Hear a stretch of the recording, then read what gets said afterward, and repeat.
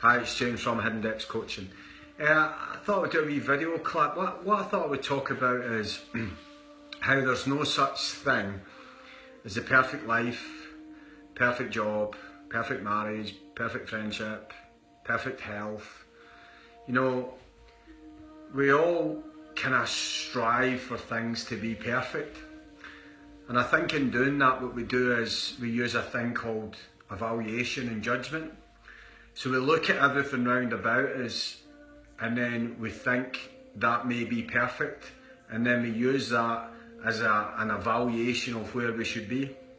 But we don't know that the person that we are looking at is to be perfect if they actually are feeling that their life's perfect, but they're looking at somebody else's life and wishing that they had that type of life. So, you know, in doing what I do, I've came to the realisation that, you know, there's no such thing as a perfect life, perfect job, perfect marriage, perfect whatever.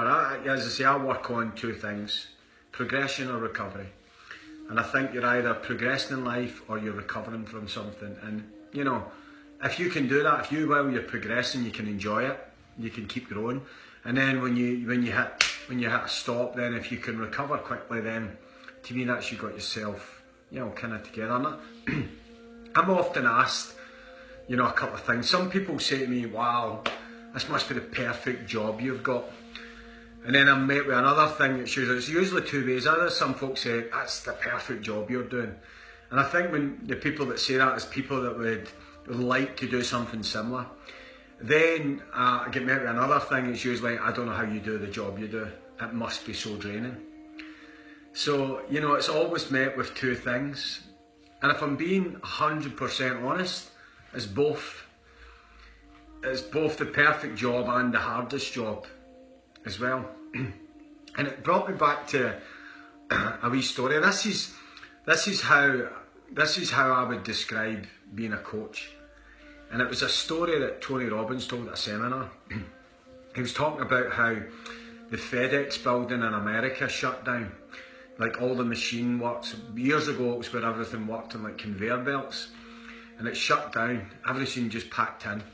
And the manager was freaking his beans because he's like, shit, for every 10 minutes this is down, we're going to lose $10,000 in revenue. So he phoned this electrician, and lucky enough the electrician was just like a couple of blocks away. He says, look, don't panic, I'll be there just now. So the electrician walked in to the building, and the manager's freaking out. I don't know what to do, I don't know what to do. And the electrician's like, look, calm down. So the electrician went over, flicked a couple of switches, checked a thing, and then he went, right, I think I know what it is. And he went over to this box, opened the box, turned a screw, and everything started again. So the manager was like, oh, you've just saved my life. I would never have known what to do here, and you've fixed it already. He says, honestly, I'm much to owe you. Anything, much to owe you. So the electrician's like, well, you owe me $10,000. And the manager's like, it's a bit steep, man. I've only seen you. We're only here for about a couple of minutes. Is that $10,000? But the manager thought, you know what? I'll be professional, so I don't want to be rude. So he asked the electrician, he said, can I get an itemised bill? The electrician says, look, I don't even need to leave for that. So he pulls his pad out and he writes on the bill, $1 for turning the screw, $9,999 for no fucking screw to turn. And the guy says, go to the bank, gave him his money, wrote a cheque, paid him, right? And the lesson that I learned from that was, you know, we can all do things, right? But if you can be that person that's got the ability to know what screw to turn without having to look through the structures, the procedures, how it all came through. And like, I wanted to be a coach for a long time. And what I decided was, I want to be that coach. I want to be that coach that knows what screw to turn. So I ended up working with an old guy in Aberdeen. We just met, synchronicity, call it whatever happened. But anyway, he started working with me, and I stuck with him for 7 years. You know, he passed not long ago. But he always knew what screw to turn. And that's why, and you know, I spent so much time with him. At times it used to frustrate me, because he would never tell me what to do, he would never give me the answers.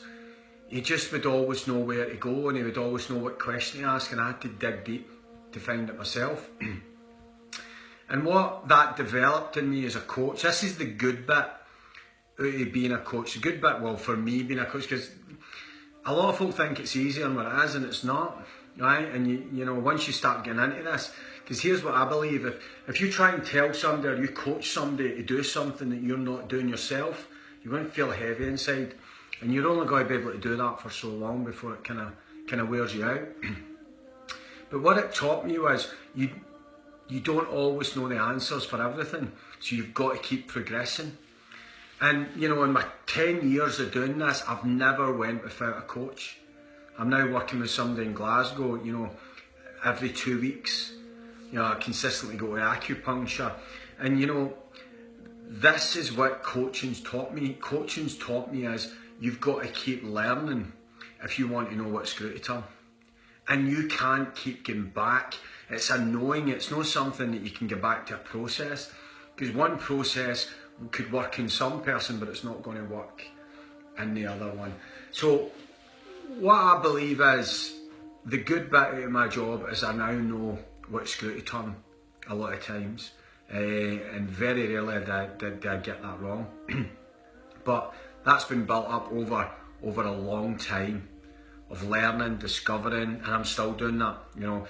But what I've been working on for the last probably 2 or 3 years, everything that I do is my own way, but I've been working on myself consistently to make sure that I'm working out and I know how to turn every screw in my own life. So the good things about being a coach is if you're right into it, you'll constantly develop yourself. You'll never let your ego get on top of you and think you don't need a coach, because if you're inside the circle, you're never going to see what's outside it. So you need somebody to reflect that back to you. The other good things is I get to see people change, which is amazing.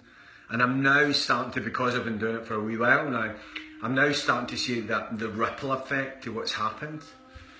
And so that's the good bit of the coaching I do. Plus, as I said, it makes me always look after myself all the time, because of that awareness of what I do.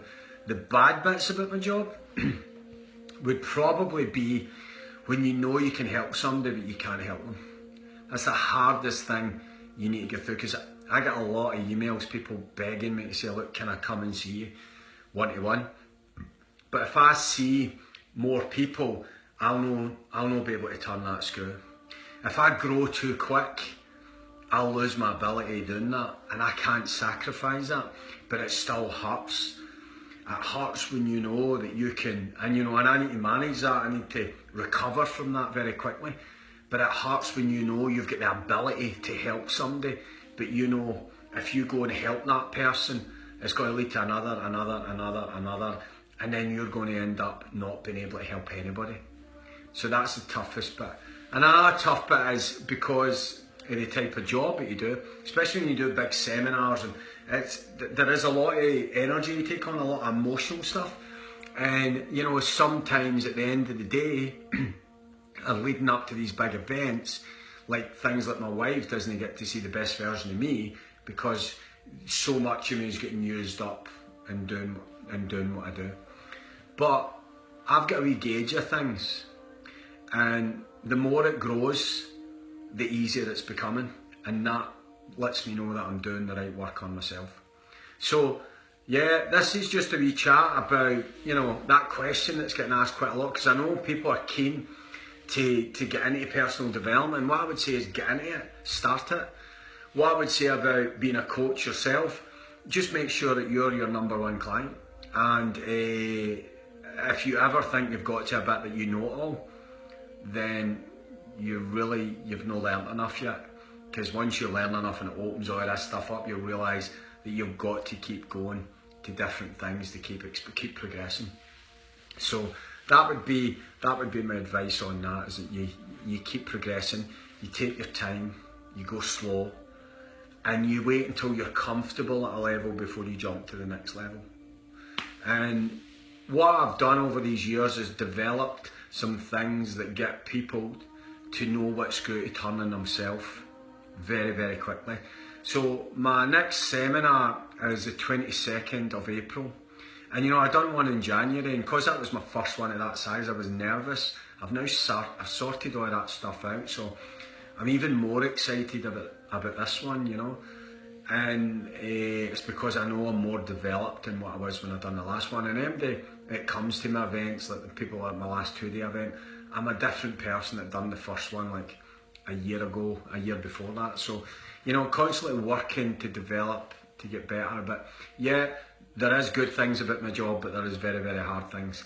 And the hard thing is knowing that I could help people, but I've not got the resources to go ahead and do that. And you know, I did go to a bit to try and build up a team, but unfortunately that, you know, that fell away because of things in-house for that, you know.